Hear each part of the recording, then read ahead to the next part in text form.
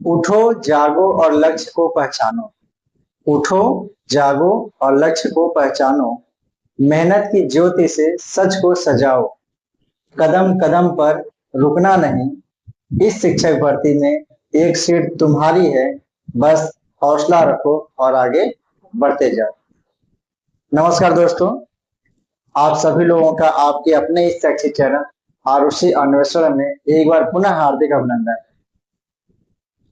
आज से पूर्व की क्लास में हम सभी लोगों ने कादम्बरी भूमिका भाग के अंतर्गत 1 से लेकर के 9 श्लोक तक का अध्ययन किया था तथा उससे बनने वाले सभी महत्वपूर्ण परीक्षा उपयोगी प्रश्नों को देखा था।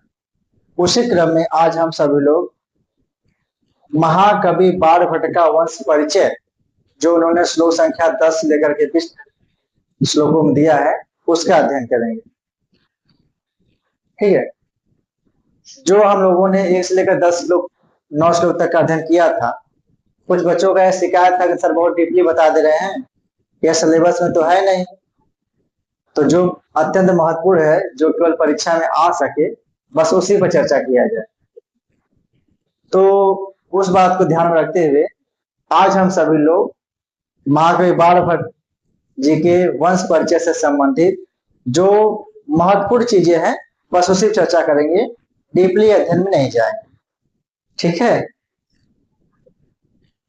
आइए शुरू करते हैं आज की कक्षा। बभूव वात्स्यायन वंश संभव है।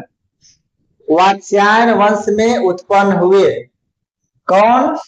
कुबेर। वात्स्यायन वंश संभव कौन है? कुबेर है। ठीक है, और जगत गीत गुणो अग्रणी। जगत गीत गुण, जिस गीत या यश का गीत संसार में गाया जा रहा है। सताम अग्रणी, जो सज्जनों में अग्रणी है। और अनेक गुप्तार्चित पाद पंकज, जिनके कमल रूपी चरणों की वंदना अनेक गुप्त वंश के राजाओं द्वारा की गई है। कुबेर नाम अंश स्वयंभुव, तो स्वयंभुव अंश ब्रह्मा के अंश के रूप में कुबेर नामक द्विज का जन्म हुआ। यानी बाणभट्ट के वंश का नाम था वात्स्यायन वंश। उसमें ब्रह्मा के अवतार के रूप में, ब्रह्मा के अंश के रूप में किसका जन्म हुआ? कुबेर का। और कुबेर किसके द्वारा पूजित थे? किस वंश के राजाओं द्वारा पूजित थे? तो गुप्त वंश के राजाओं द्वारा पूजित थे। ठीक है, तो वात्स्यायन वंश संभव किसके लिए पद है? कुबेर के लिए। ठीक है, वात्स्यायन वंश संभव, यह पूरा पद किसके लिए है? कुबेर के लिए है। वात्स्यायन में प्रत्यय आपसे पूछ सकता है, क्योंकि बाणभट्ट के वंश का नाम है। तो वात से प्लस फक प्रत्यय है, और फक को आयन आदेश होता है, तो बन जाता है वात्स्यायन। ठीक, बभूव कहाँ का रूप है? भू धातु टीटलकार प्रथम पुरुष एकवचन रूप है बभूव। ठीक है, द्विज द्वाभ्याम जायते, जिसका जन्म दोबारा होता है, 2 बार होता है। एक तो जन्म के समय जन्म होता है, दूसरा जब ब्राह्मण का उपनयन संस्कार हो जाता है तब उसे उसका दूसरा जन्म माना गया है। ठीक है, तो द्विज माना ब्राह्मण होता है, और इसमें उपपद तत्पुरुष समास है। और इसका प्रकृति प्रत्यय यदि पूछेगा तो द्वि जन और ड प्रत्यय है। ठीक है, तो द्विज में कौन सा प्रत्यय है? ड प्रत्यय। ये ध्यान रखिएगा, जन धातु ड प्रत्यय। जगत गीत गुण, किसके गुणों का गीत संसार में गाया जाता है? तो कुबेर के। ठीक है, जिनके गुण संसार में गाए जा रहे हैं, अर्थात कुबेर। यह प्रश्न पूछ सकता है आपसे परीक्षा में। जगत गीत गुणा में कौन सा समास है? तो जगती गीता गुणा यश सह, कौन सा समास बन जाएगा? बहुब्रीहि समास यहाँ पर हो जाएगा। क्लियर? सताम अग्रणी, सज्जनों में अग्रणी कौन है? तो कौन है भैया? कुबेर जी। और अग्रणी में अग्रणी प्लस कृप प्रत्यय है। ठीक, अनेक गुप्तार्चित पाद पंकज, किसका विशेषण है? यानी गुप्त वंश के राजाओं द्वारा पूजित कौन है? तो कुबेर, या कुबेर का विशेषण। ठीक, स्वयंभुव अंश इव, या ना स्वयंभुव अंश इव, ब्रह्मा के अवतार के रूप में कौन है? तो ब्रह्मा के अंश रूप में कुबेर। ठीक, बाणभट्ट के वंश का क्या नाम है? वात्स्यायन या वत्स वंश। किनके गुण संसार में गाए जा रहे हैं? कुबेर के गुण संसार में गाए जा रहे हैं। अब गुप्त वंश के राजा द्वारा किनके चरण कमलों की वंदना की गई है? तो कुबेर के चरणों की वंदना की गई है। प्रजापति के अवतार माने जाते हैं तो कुबेर, स्वयंभुव अंश इव। पाद पंकज, ये जो पद है पाद पंकज, इसमें कौन सा अलंकार है? रूपक अलंकार है। और कुबेर नाम अंश इव, मानो साक्षात ब्रह्मा के अवतार रूप में, अंश के रूप में, तो उत्प्रेक्षा अलंकार। 3 लाइनों के 8-10 प्रश्न यहां से बन जाएंगे। क्या क्या जो मोस्ट इंपॉर्टेंट है कि बाणभट्ट के वंश का क्या नाम है? वात्स्यायन वंश। ठीक है। बभूव पद में कौन सा लकार है? तो भू धातु है, लिट लकार, प्रथम पुरुष एकवचन रूप है। किसके गुण संसार में गाए जा रहे हैं? तो कुबेर के। सज्जनों में अग्रणी कौन है? कुबेर जी हैं। गुप्त वंश के राजाओं में पूजित कौन थे? कुबेर थे। स्वयंभू अंश ब्रह्मा के अंश के रूप में कौन अवतार लिए? किनका जन्म हुआ है? कुबेर का। पाद पंकज में कौन सा अलंकार है? तो रूपक अलंकार है। ठीक है। और कुबेर नाम अंश इव, यहाँ पे जो इव है वो उत्प्रेक्षा का वाचक है। ठीक है। तो इस तरह से यहाँ पर ये इतने प्रश्न यहाँ से बन जाएंगे। ठीक है। चलिए समय न गवाते हुए आगे चला जाए।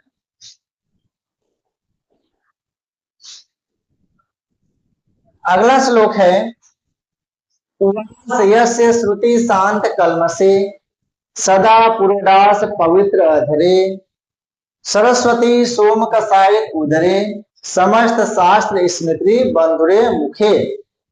इसमें 2-4 शब्दावलियां बड़ी अच्छी अच्छी हैं, पहले उस पर चर्चा कर लेते हैं। पुरोडास, पुरोडास का क्या मतलब है? तो पुरोडास कहते हैं यज्ञ के अंत में हवन से बचा हुआ अन्न, पुरोडास कहलाता है। और यह प्रश्न प्रवक्ता भर्ती परीक्षा में पिछले वर्षों में पूछा हुआ। पुरोडास, तो इसको याद रखेगा। फिर तो पुरोडास पवित्र अधरे, यज्ञ में हवन, यज्ञ के अंत में हवन से बचा हुआ अन्न, उसको खाने से पवित्र अधर वाले कौन है? तो किसका विशेषण है? पुरोडास पवित्र अधरे, यह विशेषण है कुबेर का। ठीक। और श्रुति शांत कलमसे, श्रुति शांत कलमसे मतलब श्रुति माने वेद, तो वेद अध्ययन से, वेदाध्ययन से विनष्ट पाप वाले, वेदों के अध्ययन से विनष्ट पाप वाले कौन है? कुबेर। तो श्रुति शांत मसे किसके लिए आया है? कुबेर के लिए आया है। और उवास कहां का रूप है? तो वस धातु लिट लकार प्रथम पुरुष एक रूप है। निवास करती थी, इसका मतलब हो जाएगा। ठीक। तो पुरोडास पवित्र अधरे, यज्ञ के अंत में हवन सामग्री से बचे हुए अन्न को खाने से पवित्र होठ वाले कौन है? अधर वाले कौन है? कुबेर। और इसमें बहुब्रीहि समास है, पुरोडासेन पवित्रता अधरा या तत्। ठीक है, बहुब्रीहि समास इसमें बन जाएगा। सोम कसायत उदरे, सोम कसायत उदरे, सोम रस के पान करने से पवित्र उदर वाले, सुगंधित उदर वाले कौन है? कुबेर। और समस्त शास्त्र स्मृति, ठीक है, समस्त शास्त्रों और स्मृतियों का अध्ययन करने से मनोहर मुखे, बंधुरे मुखे माने मनोहर मुख वाले, सुंदर मुख वाले। तो बंधुरे शब्दार्थ बड़ा महत्वपूर्ण है कि बंधुरे का क्या अर्थ है? तो बंधुरे का मतलब है कि मनोहर मुख वाले, ठीक है, सुंदर मुख वाले, बंधुरे माने मनोहर। ठीक है।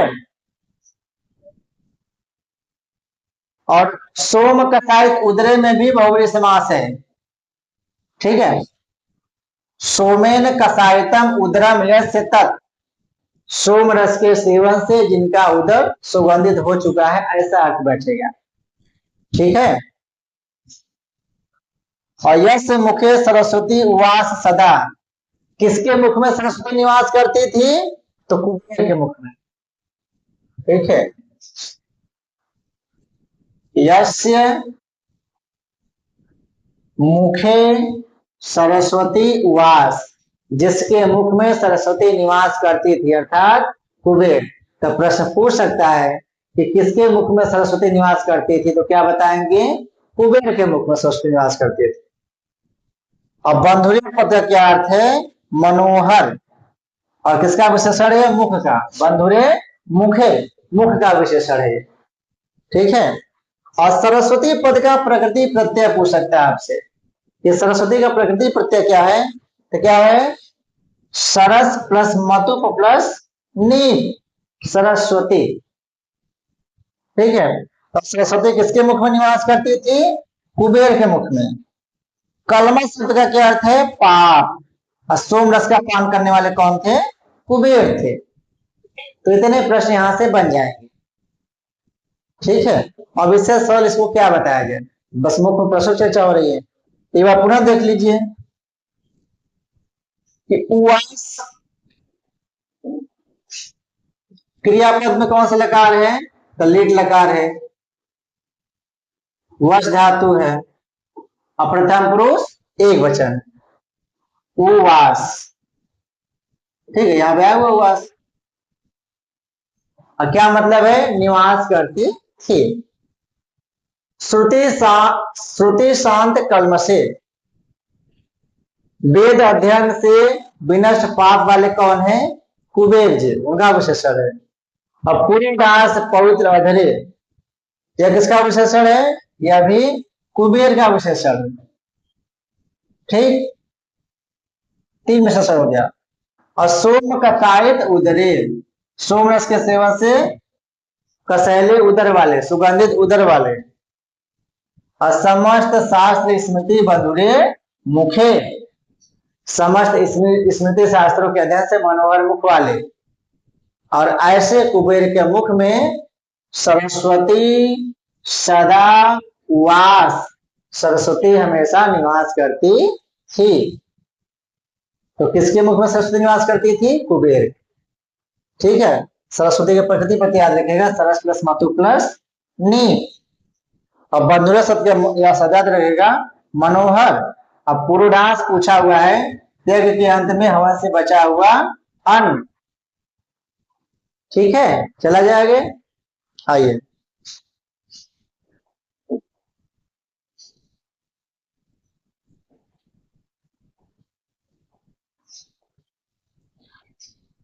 जगु गृह अभ्यस्त समस्त वांग्मय है, ससारिकई है पंजर वर्त भी सुकई है, निगृह मारा बटवह पदे पदे दुंसी सामानी च यश संकिता। इसमें अतिशयोक्ति अलंकार है। इस पद में कौन सा अलंकार है? तो अतिशयोक्ति अलंकार है। इसलिए यहाँ पे अतिशय कथन किया गया है, बहुत बड़ा आचरण का वर्णन किया गया है।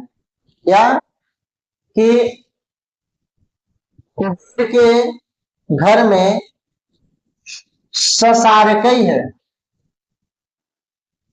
सारिका के साथ। ससारिकई मन होता है, सारिका मतलब मैना, तो ससारिकई माने मैना के साथ, पंजरवर्त भी पिंजरे में रखे हुए, पिंजरे में बंद, सुकई है, सुकों के द्वारा,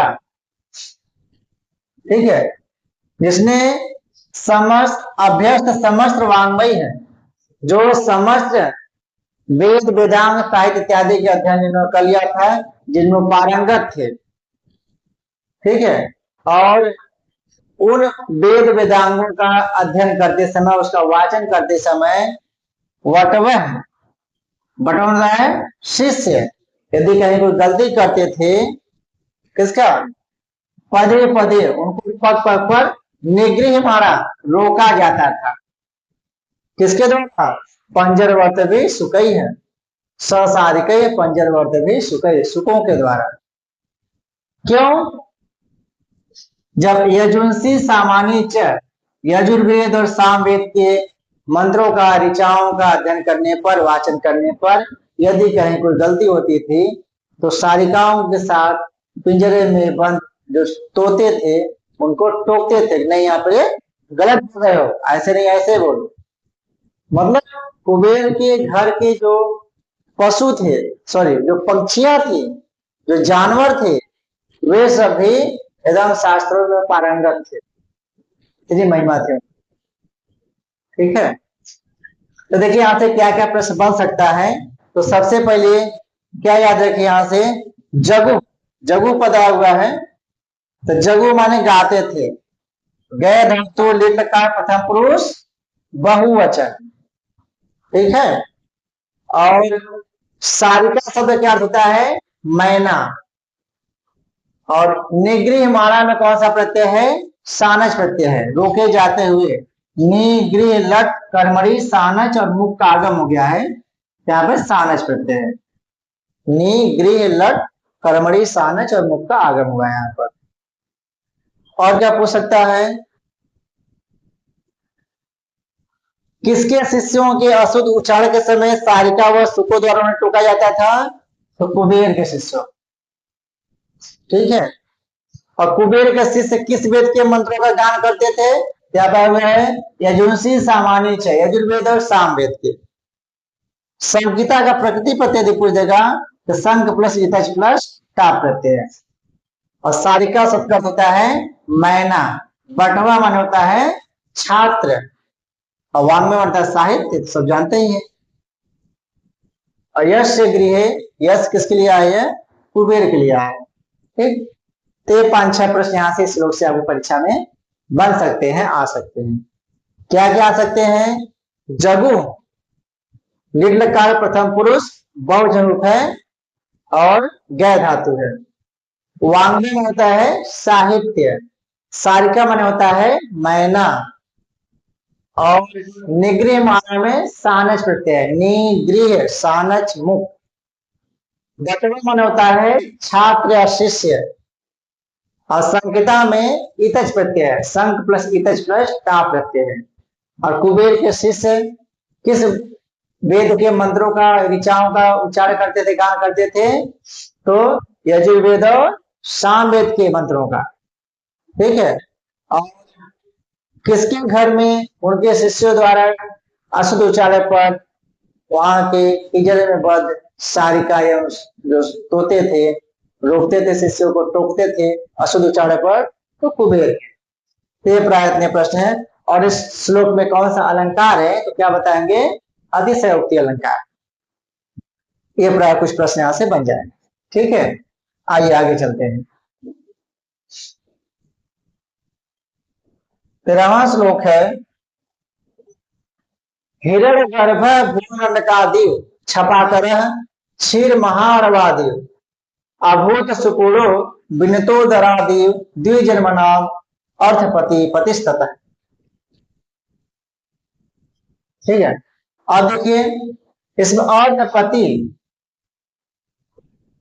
अर्थपति की उत्पत्ति बताई गई कि अर्थपति है कैसे, उनका जन्म किससे हुआ। तो ये बता रहे हैं कि भुवन अंडकात ब्रह्मांड से। ठीक है, तो जिस प्रकार ब्रह्मांड से कौन उत्पन्न हुए, हिरण्यगर्भ। जिस प्रकार ब्रह्मांड से हिरण्यगर्भ ब्रह्मा उत्पन्न हुए, क्षीर महानवार, क्षीर सागर से छपाकर चंद्रमा उत्पन्न हुए, और बिनता उदराट ईव, जिस प्रकार बिनता के उदर से सुपूर्ण सुंदर पंखों वाले कौन उत्पन्न हुए, पक्षीराज गरुड़ उत्पन्न हुए। उसी प्रकार से द्विजन्मनाम पति, ब्राह्मणों में श्रेष्ठ कौन उत्पन्न हुए, द्विजन्मनाम पति अर्थपति, ब्राह्मणों में श्रेष्ठ अर्थपति उत्पन्न हुए। तो जिस प्रकार ब्रह्मांड से उत्पत्ति हुई ब्रह्मा की, क्षीर महासागर से उत्पन्न हुआ चंद्रमा, और विनता के उदर से उत्पन्न हुए पक्षीराज गरुड़, उसी प्रकार से द्विजन्म नाम पति, ब्राह्मणों में श्रेष्ठ अर्थपति उत्पन्न हुए। कहने का भाव यह है कि अब देखिए इससे पहले क्या क्या प्रश्न बन सकता है। हिरण्यगर्भ का शब्दार्थ पूछ सकता है। हिरण्यगर्भ का क्या मतलब है, प्रजापति ब्रह्मा। ठीक है, तो हिरण्यगर्भ ईव किसका विशेषण है? अर्थपति का विशेषण है। छपा ईव किसका विशेषण है? यह भी अर्थपति का विशेषण है। छपा का मतलब चंद्रमा, चंद्रमा के समान ऊपर तत्पुरुष है। छपाम कर देती छपा कर है, रात्रि को करने वाला कौन है? चंद्रमा।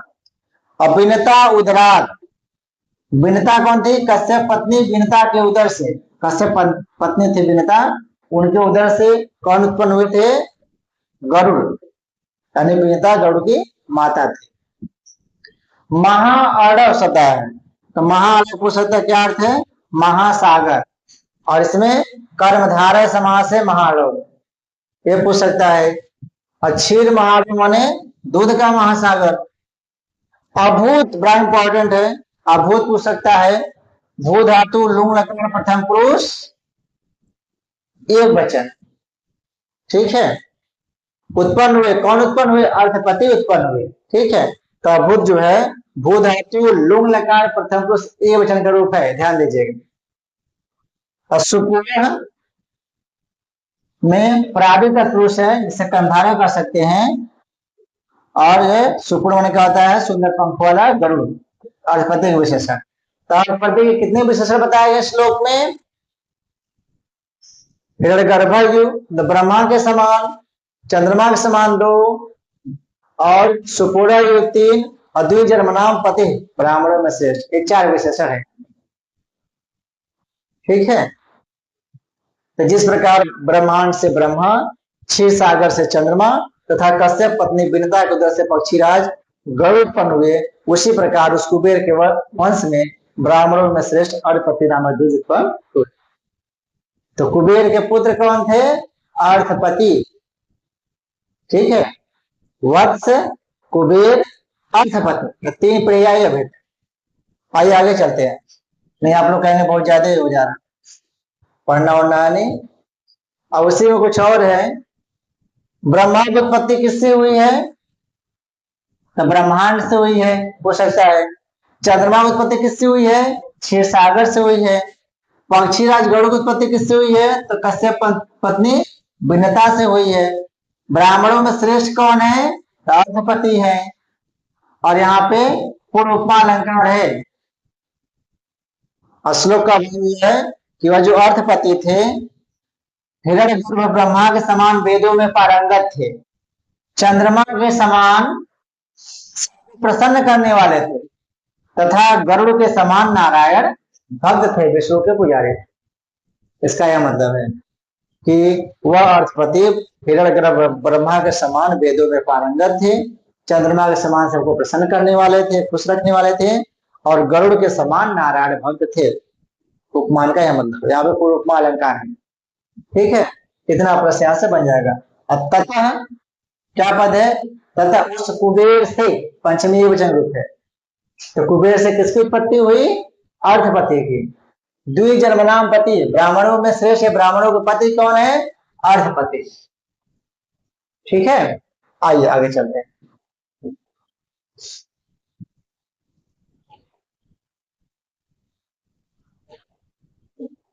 आगे है विवृत यश विसारी वांगमयम दिने दिने शिष्य गणा नवा नवा उषसु लग्ना श्रवणे अधिकाम श्रियम प्रचक्रे चंदन पल्लवा ये, ठीक है। क्या मतलब है कि पहले से शब्दार्थ देख लेते हैं। विवृत का क्या मतलब है? व्याख्या करते हुए, और इसमें सत्री प्रत्यय है, करते हुए अर्थ में सत्री प्रत्यय है। दिने दिने माने प्रतिदिन होता है, और इसमें अव्ययभाव समास है, दिने दिने में अव्ययभाव समास है। विवृत मतलब व्याख्या करते हुए सत्री प्रत्यय है। विसारी माने विस्तृत, चारों दिशाओं में सब जगह। वांग्मय माने होता है साहित्य, और साहित्य कितने होते हैं? 14 विद्याओं के शास्त्र को साहित्य करते हैं, मैंने 14 विद्याओं में पारंगत थे। और वांग्मय में कौन सा प्रत्यय है यहाँ पर? तो मयट प्रत्यय वांग्मय, ठीक है। वाक प्लस मयट वांग्मय बनता है। उषसु प्रातः काल में, उषसु माने प्रातः काल में। नवा माने नए नए, नए ने किसकी विशेषण है? चंदन पल्लवा। ये नवा नवा जो है वो चंदन पल्लवा का विशेषण है, नवा नवा। और श्रवणे लगना, शास्त्र चर्चा में तत्पर अथवा रमणियों के कान में लगे हुए। अधिकांश श्रियम, श्री मानो सुंदरता, शोभा, तदधिक शोभा को, सुंदरता को प्राप्त करते थे। प्रचक्रिय, प्रचक्रिय माने बढ़ाते थे या फैलाते थे। ये लिट लकार प्रथम पुरुष बहुवचन का रूप है। ठीक है, लिट का प्रथम पुरुष बहुवचन का रूप है, प्रचक्रिय। और चंदन पल्लवा में चंदन का पल्लव कर्मधारय समास है, विशेषण विशेष। और चंदन पल्लव में कौन सा अलंकार है? उपमा अलंकार है। और चतुर्दश विद्या शास्त्रों के ज्ञाता कौन थे? तो ज्ञाता थे अर्थपति। ठीक है, भाव ये है कि जिस प्रकार प्रातः कालीन सुबह सुबह अपने में कानों में चंदन पल्लव लगा करके रमणियों की सुंदरता बढ़ जाती है, ठीक है, उसी प्रकार से सुबह सुबह शिष्यों द्वारा प्रत्येक वाङ्मय साहित्य का अध्ययन करने से अर्थपति की जो दिशा यश था वो चारों दिशाओं में फैला हुआ है। ठीक है, तो विविधता प्रतिदिन व्याख्या करते हुए, विसारी माने फैले हुए, वाङ्मय साहित्य होता है, दिने दिने में प्रतिदिन, शिष्यगण माने नए नए शिष्य लोग। तो प्रतिदिन प्रातः काल नए नए शिष्यगण शास्त्र व्याख्यान सुनने में तत्पर होकर के विस्तृत चतुर्दश विद्या शास्त्र की व्याख्या करते हुए अर्थपति नामक अपने गुरु के शोभा को उसी प्रकार बढ़ाते थे जिस प्रकार प्रातः काल नए नए चंदन वृक्ष के पल्लव रमणियों के कानों में लगकर उसकी शोभा बढ़ाते हैं। ठीक है, यहाँ कुछ विशेष बस ये 5-6 चीजें हैं, एक बार पुनः उस पर चर्चा कर लेते हैं। 5-6 चीज विशेष क्या है जो परीक्षा के लिए उपयोगी हैं।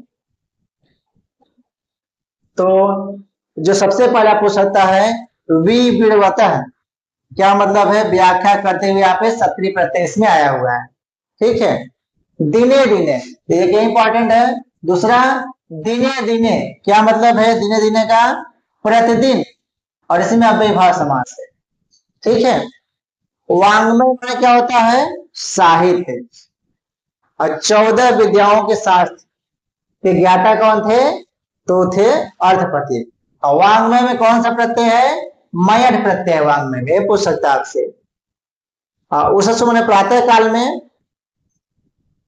नवा नवा, जो नवा नवा है किसका विशेषण है? तो चंदन पल्लवा का विशेषण है। और हाँ, प्रचक्रिय बढ़ाते थे, लिट लकार प्रथम पुरुष बहुवचन का रूप है। ठीक है, शोभा को बढ़ाते थे। और चंदन पल्लव में कौन सा समास है? तो कर्मधारय समास है। और चंदन पल्लवा ईव उपमा अलंकार यहाँ पर है। और चतुर्दश विद्या शास्त्र के ज्ञाता कौन थे? तो अर्थपति थे, 14 विद्या शास्त्रों के ज्ञाता। ये प्राय 8-10 प्रश्न यहाँ से श्लोक से बन सकता है। ठीक है, आइए आगे चलते हैं।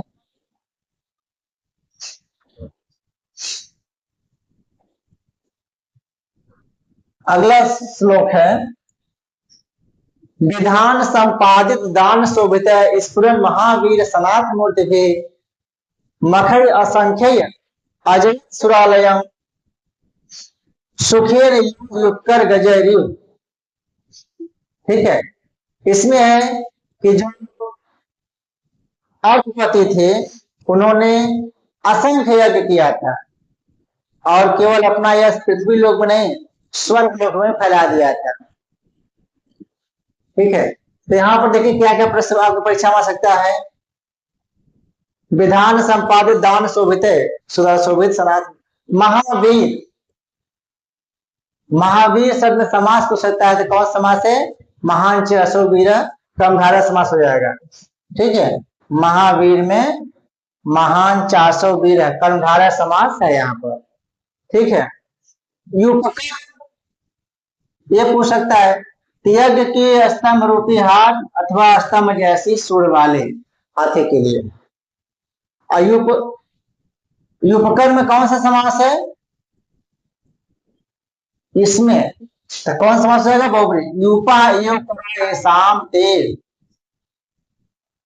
यूपा एव करा शाम ते, कौन समास रहेगा? बहुब्रीहि समास है युपकर। तीन चीज हो गया। और हाँ, मख, मख माने क्या होता है? तो मख माने होता है यज्ञ, और मखई है यज्ञों द्वारा। और युपकर गजरीव, युपकर गजरीव, इस पद में कौन सा अलंकार है? तो उपमा अलंकार है। हजारों यज्ञों के द्वारा स्वर्ग लोक को किसने जीता था? तो अर्थपति ने जीता था। किसने असंख्य यज्ञ किया था? तो अर्थपति ने असंख्य यज्ञ किया था। और जगत कहाँ का रूप है भैया? जी धातु लग लगा प्रथम पुरुष, एक रूप है अजय। युप माने क्या होता है? स्तंभ होता है, या हाथी के अर्थ में सूर हो जाएगा उसका युप, गजमन हाथी। और अलंकार कौन सा यहाँ पे है? तो पूर्वोपमानुप्रालित समासोक्ति अलंकार यहाँ पे है। ठीक है, पूर्वोपमा से युक्त समासोक्ति अलंकार यहाँ पर। ते प्राय 7-8 प्रश्न यहाँ से बन सकते हैं वो परीक्षाओं के लिए। ठीक है, जो अत्यंत महत्वपूर्ण है, इससे कहा गया महावीर कर्मधारय समास याद रखिएगा। मख माने क्या होता है? यज्ञ होता है। सुरालयम मतलब स्वर्ग लोक को किसने जीत लिया था? अर्थपति ने जीता था। युपकर में कौन समास है? बहुब्रीहि समास है। और युपकर गजरूप में उपमा अलंकार है। और पूरे श्लोक में समासोक्ति जन पूर्व उपमा अलंकार है। ठीक है, तो ये 5, 6, 7 प्रश्न यहाँ से ध्यान दीजिएगा। आइए आगे चलते हैं।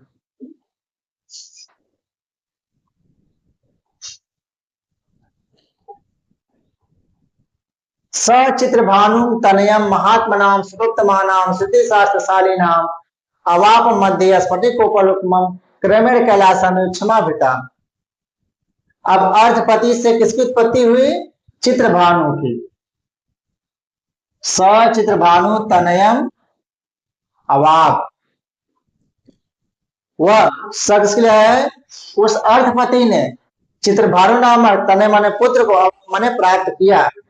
उस अर्थपति ने चित्रभानु नामक पुत्र को प्राप्त किया। तभी तक क्या क्या हुआ? वत्स, वत्स के बाद कौन आए? कुबेर, कुबेर के बाद कौन आए? अर्थपति। अब अर्थपति के बाद कौन आ गए? चित्रभानु। ठीक है, तो इतना अभी परंपरा आई, वत्स, कुबेर, अर्थपति और चित्रभानु। तो कह रहे हैं वही कि सचित्रभानु तनयम अवाप, उस अर्थपति ने चित्रभानु नामक पुत्र को प्राप्त किया। अब चित्रभानु थे कैसे? तो बता रहे हैं, महात्मा नाम, सज्जन व्यक्ति थे। सुतोत्तमा नाम, सुतोत्तमा नाम मतलब कि पुत्रों में सबसे अच्छे पुत्र थे, श्रेष्ठ पुत्र थे। अर्थपति कितने पुत्र थे? अर्थपति के 11 पुत्र थे।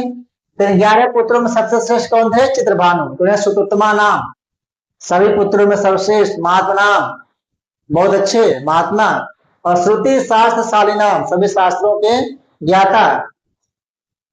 अब स्फटिक कोपल उपमा, स्फटिक मणि के समान, कैलासा में क्षमा वृताम, और कैलासा में कैलाश पर्वत के समान, क्षमा वृताम, क्षमाशालियों में सर्वश्रेष्ठ। देवदेव सब उनके विशेषण है। तो देखिए से क्या क्या प्रश्न बन जाएगा, इस पर चर्चा करते हैं। तो यहाँ पर स किसके लिए आया है? वह अर्थपति के लिए है। कितना ध्यान दीजिए। क्षमा वृताम माने क्षमाशील, क्या अर्थ इसका? पर्वत। तो क्षमा वृताम, पर्वतों में कैलाश पर्वत के समान कौन थे? चित्रभानु, या अत्यंत क्षमावान थे। तो क्षमा वृताम का प्रकृति प्रत्यय हो सकता है, तो क्या बताएंगे? क्षमा भ्री क्विप और षष्ठी बहुवचन। क्षमा भ्री क्विप षष्ठी बहुवचन होते हैं। स्फटिक कोपल उपमम, स्फटिक मणि के समान, किसका विशेषण है? चित्रभानु का विशेषण है। ठीक है,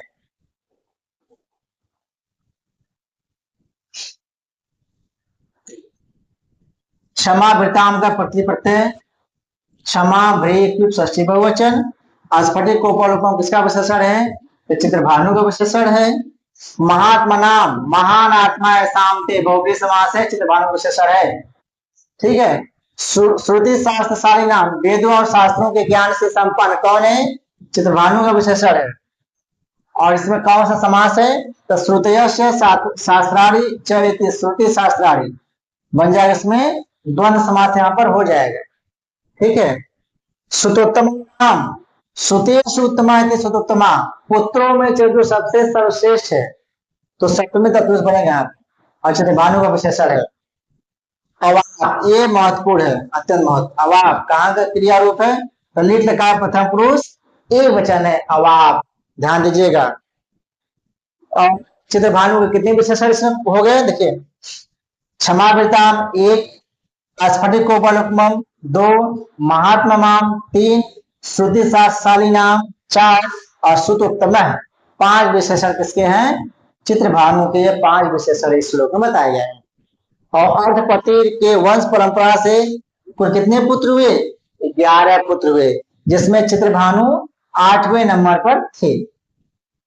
तो चित्रभानु अर्थपति के कौन से पुत्र थे? 8वें पुत्र थे। और स्फटिक उपमा एवं कैलासम में कौन सा अलंकार है? तो उपमा अलंकार है। इतने प्रश्न यहां से इस श्लोक से बन सकते हैं। ठीक है, आइए आगे चलते। इसमें देखिए अवाप, थोड़ा ध्यान दीजिएगा, बहुत इंपॉर्टेंट है, पूछ सकता है अवाप का क्या अर्थ है। ठीक है, बाकी तो सब ठीक ही है। आगे आइए। महात्मनो यश सुदूर निर्गता कलंक मुक्तेन्दु कलाम अलग तुषः विशन मनया प्राग विषु कृतांतरा गुड़ा नृसिंह। ये करें कि जिस प्रकार से भगवान विष्णु के नृसिंहावतारी भगवान विष्णु के नख के अंकुर, जो नखांकुर थे, वह बहुत दूर तक फैले हुए थे और हिरण्यकशिपु के वक्षस्थल में अंदर तक प्रवेश कर गए थे। उसी प्रकार चित्रभानु के जो गुण थे संसार में बहुत दूर दूर तक फैले हुए थे और सबके दिलो दिमाग में एकदम भरे पड़े हुए। ठीक है, तो वह देख लेते शॉर्टकट में। महात्मनो यस्य, जिस महात्मा के, तो किसके लिए आए? ये चित्रभानु के लिए आए। जिस महात्मा के सुदूर निर्गता, बहुत दूर दूर तक फैले हुए, और नख पक्ष में जाएगा निकले हुए, कलंक मुक्तेंद्र, कलंक मुक्त, कलंक से जो मुक्त है, अर्थात निष्पाप, पवित्र, निर्मल, स्वच्छ कांति वाले। और हिंदू माने चंद्रमा, और कलाम अलग तुष, कलाम माने चंद्रमा, कला, और अलग तुष, अलग तुष क्या मतलब है? निर्मल कांति वाले, चंद्रमा के समान निर्मल कांति वाले। और सुदूर निर्गता में दूर तक फैले हुए। द्विषण मन, शत्रुओं के मन में। और नृसिंह पक्ष में क्या अर्थ हो जाएगा? कि अपने शत्रु हिरण्यकशिपु के मन में। प्राविशु, प्रवेश करके, कृतांतरा गुड़ा, एकदम अंदर तक उनके गुण प्रवेश कर गए। नृसिंह से नखांकुरा, ये नृसिंह रूपधारी भगवान विष्णु के नख के अंकुर के समान। तो जिस प्रकार भगवान विष्णु के नखांकुर अपने शत्रु हिरण्यकशिपु के वक्षस्थल में अंदर तक प्रवेश कर गए हैं, उसी प्रकार से चित्रभानु के गुण संसार में दूर दूर तक फैले हुए हैं और सबके दिल में अंदर तक घर कर गए। ठीक है, प्रवेश कर गए। नृसिंह से, नृसिंह अवतारधारी भगवान विष्णु, और द्विषण मन, शत्रुओं के मन में, शत्रु से क्या मतलब है? हिरण्यकशिपु अर्थ लेंगे। और नखांकुरायु, नखों के अग्रभाग की तरह। गुड़ा, गुणों से क्या है? दान, दया, दाक्षिण्य आदि गुणों के कारण। और हिरण्यकशिपु का वध किसने किया था? तो नृसिंह अवतारी भगवान विष्णु ने इनका वध किया था। और नृसिंह से नखांकुरा यू, कौन सा अलंकार है यहाँ पर? उपमा अलंकार है। और बाणभट्ट के पिता कौन थे? तो बाणभट्ट के पिता थे चित्रभानु। ठीक है, तो ये 5, 6, 7 प्रश्न यहाँ से बन जाएंगे। क्या क्या प्रश्न बन जाएंगे? पुनः देखिए, महात्मन, तो महात्मना में कौन सा समास है? महान आत्मा यश स बहुव्रीहि समास है। दूसरा अलत्विष, ठीक है, अलत्विष पद याद रखिएगा कि अलत्विष का क्या अर्थ है। अलत्विष निर्मल कांति वाले, दो प्रश्न हो गए यहां से। और द्विषण मना, जो द्विषण या द्विषण से क्या तात्पर्य है, तो हिरण्यकशिपु लेंगे और चित्रभानु का अर्थ लेंगे जो उनके शत्रु विशेष हैं। हिरण्यकशिपु का वध किसने किया था? तो नृसिंह अवतारी भगवान विष्णु ने, यह पूछ सकता है। और नृसिंहस नखांकुरा इव, यहाँ पर कौन सा अलंकार है? पूर्वोपमा अलंकार है। अब बाणभट्ट के पिता कौन थे? तो बाणभट्ट के पिता थे चित्रभानु। ठीक है, कितने प्रश्न यहां से बन सकते। ठीक है, आइए आगे चलते हैं।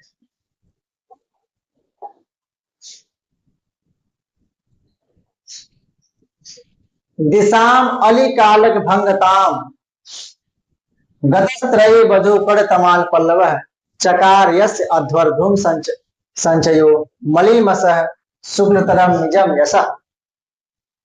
ठीक है, मलिमसम शुक्लतरम निजम यसा। ठीक है, मतलब कि हाँ, यहाँ पर ये पहले पूछ देगा कि कौन सा अलंकार है? ये विरोधाभ्यास।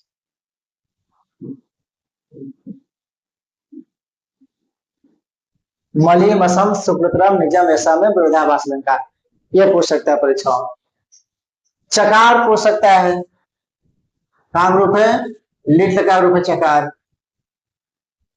ठीक है, अलग पूछ सकता है, अलग माने ललाट या मस्तक होता है।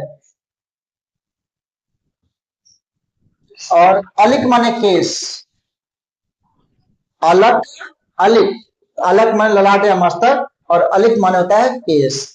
अध्वर बहुत इंपॉर्टेंट, बहुत महत्वपूर्ण। अध्वर माने क्या होता है? यज्ञ होता है, तो यह पूछ सकता है। त्रय वधु, गत त्रय वधु है ना, तो त्रय वधु से क्या मतलब है? ऋग्वेद यजुर्वेद और सामवेद रूपी वधु, यहाँ पर रूपक अलंकार हो जाएगा। ऋग्वेद यजुर्वेद और सामवेद रूपी वधु।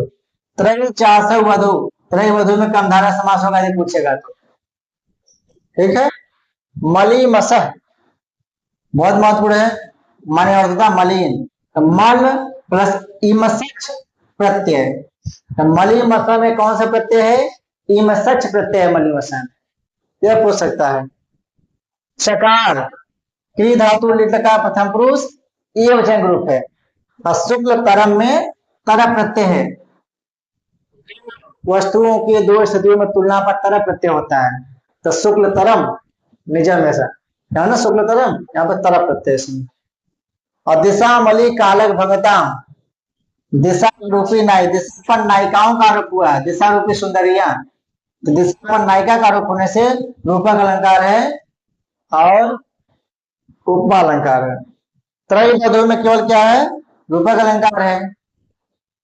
मलिमसम शुक्लतरम निजम ऐसा, कौन सा अलंकार यहाँ पे? विरोधाभास अलंकार है। कि अपने यश को कैसे मलिन कर दिया? तो यज्ञ के धुओं से। ठीक है, यहाँ विरोधाभास अलंकार। चित्रभानु का यश सभी दिशाओं में व्याप्त था। तो यहाँ से 5-6 प्रश्न यहाँ से बन सकता है। क्या क्या? अलक माने ललाट या मस्तक, पहला प्रश्न। अलिक माने होता है केश या बाल, दूसरा प्रश्न। अध्वर माने होता है यज्ञ, तीसरा प्रश्न। त्रय वधु से क्या तात्पर्य है? ऋग्वेद यजुर्वेद सामवेद रूपी वधु। और त्रय चासव वधु इसमें कर्मधारय समास है। और त्रय वधु पद में रूपक अलंकार है। 6 प्रश्न हो गया। चकार में कहाँ ग्रुप है? क्री धातु लिट का प्रथम पुरुष ये वचन ग्रुप है, यह पूछ सकता है। शुक्ल तरम में तरफ प्रत्यय है, ये इंपॉर्टेंट है। और दिशाम, दिशाम अमली कालक भंगताम रूपक और उपमा अलंकार है। अमली मसम शुक्लतरम निजम ऐसा में विरोधाभास अलंकार है। यज्ञ के धुओं से पूरे यश को ही मलिन कर दिया, अर्थात क्या विरोधाभास है। और चित्रभानु का किसका यश सभी दिशाओं में व्याप्त था? तो चित्रभानु का। ये 8-10 प्रश्न यहाँ से बन जाएंगे। ठीक है, आइए आगे चलते हैं।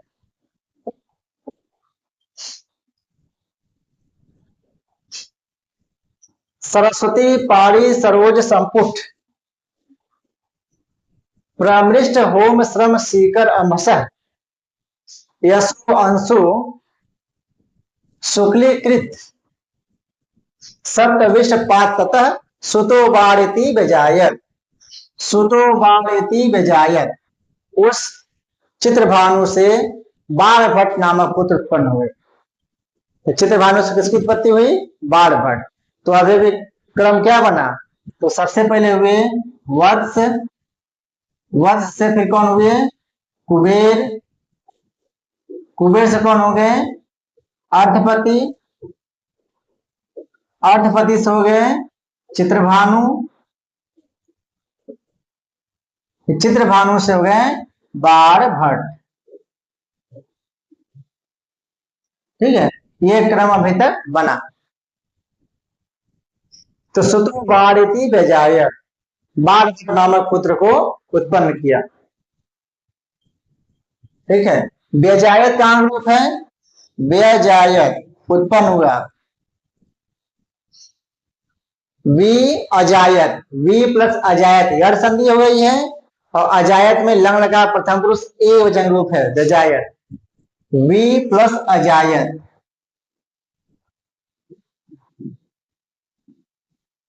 ठीक है, यड़ संधि है, लंग प्रथम विवचन का रूप है।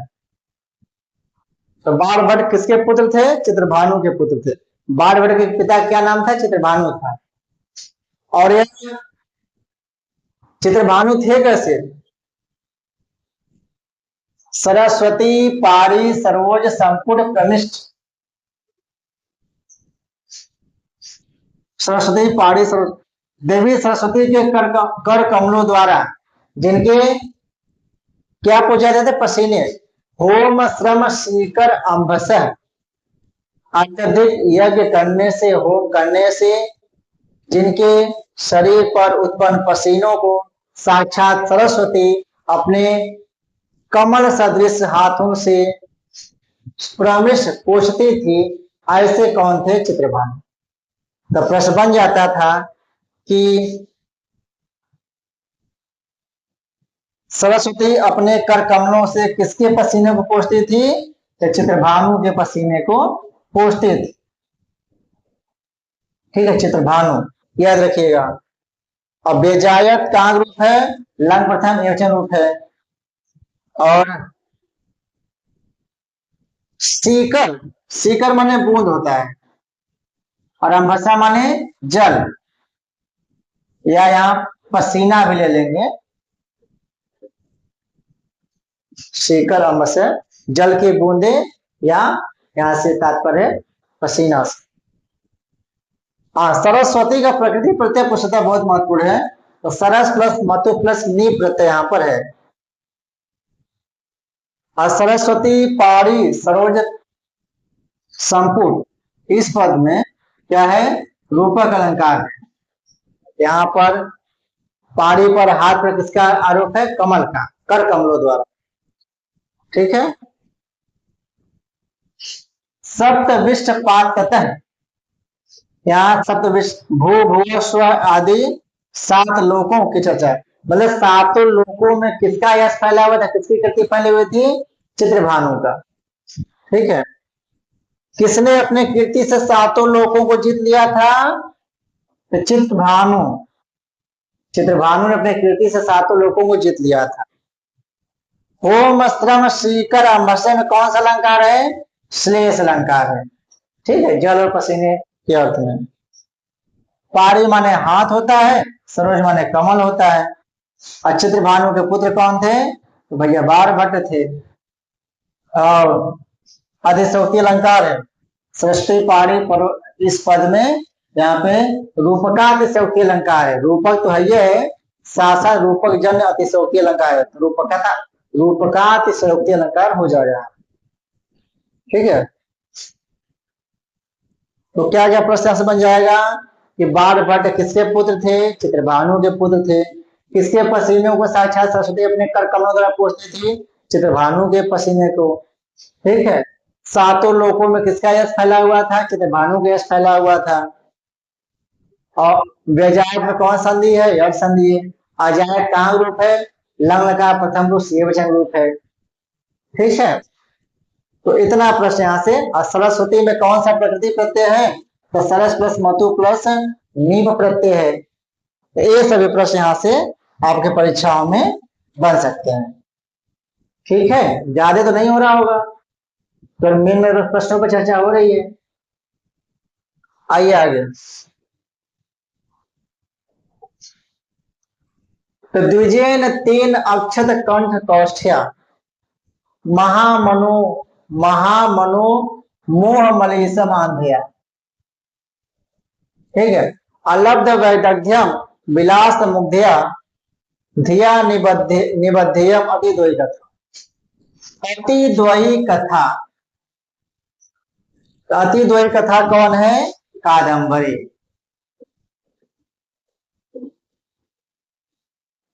अतिद्वयी कथा कौन है? कादंबरी।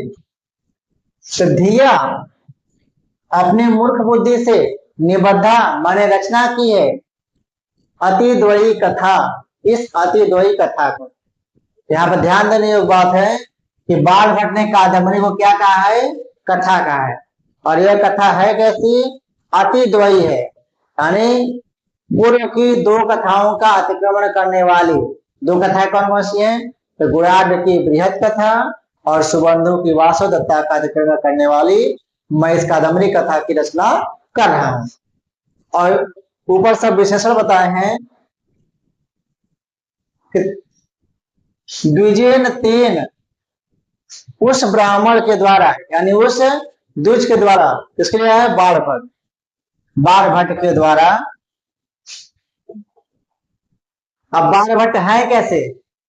अक्षत कंठ कौष्ठ्या, अक्षत कंठ जिसके गले की कुंठा या जड़ता या तुतुलाना अभी मिटी नहीं है, खत्म नहीं है, मतलब एकदम अबोध बालक है अभी। ठीक है, और अक्षत कंठ कौष्ठ्या में बहुब्रीहि समास हो जाएगा। अक्षतम कंठ कौष्ठ्यम यस्या साह। ठीक है, जिसके गले की कुंठा जड़ता हुई मिट्टी नहीं है। और अलब्ध वैदग्ध विलास मुग्धया, पांडित्य या चतुरता न करने के कारण अप्रगल्भ बुद्धि वाले कौन है? बाण भट्ट।